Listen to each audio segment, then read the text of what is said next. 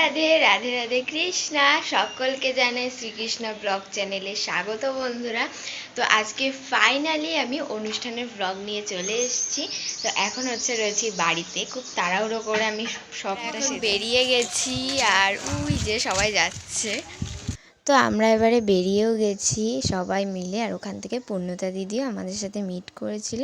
আর এই যে হচ্ছে বিশাখা মাতাজির বাড়ি, একদিন তোমাদের সাথে অবশ্যই দেখা করাবো। ওই যে বিশাখা মাতাজি বসে রয়েছে, আর এটা হচ্ছে ওনার ছোট্ট মিষ্টি ঠাকুর ঘর। আর এদিকে হচ্ছে আমাদের প্রভু অভিষেক করা ছিল, খুব সুন্দর লাগছিল। আর আমরাও অভিষেক করিয়েছিলাম, তবে সেটা আমাদেরকে মানে সেই ক্লিকটা দিতে পারিনি, প্লাস ভিডিও করিনি, না হলে দেখাতাম।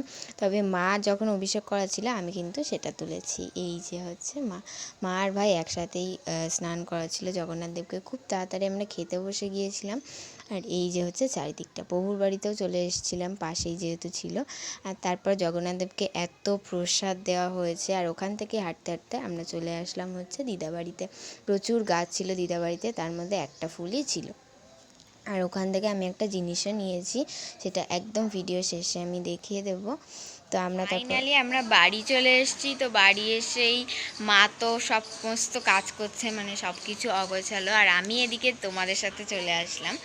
তো যাই হোক, আর আমি এনেছি শাড়িটা, তো শাড়িটাও কিন্তু আমি দিয়ে দিচ্ছি, তোমরা দেখতে পারো। আর যদি ভিডিওটা ভালো লেগে থাকে একটা লাইক আর কমেন্টে রাধে রাধে লিখতে একদমই ভুলো না। আর গোপাল সোনার এরকম অনেক ভিডিও দেখার জন্য তোমাদের সকলকে জানাই অসংখ্য ধন্যবাদ। আর যদি যারা নতুন হয়ে থাকো এখনও সাবস্ক্রাইব করোনি, চটপট সাবস্ক্রাইব করে নিয়ে। তো রাধে রাধে। এই শাড়িটা নিয়েছিলাম, আর শেষে জগন্নাথ দেবের দুটো আমি ফটো দিয়ে দিয়েছি, তোমরা দেখো। আর এরকম অনেক ভিডিও চ্যানেলে আসবে। রাধে রাধে।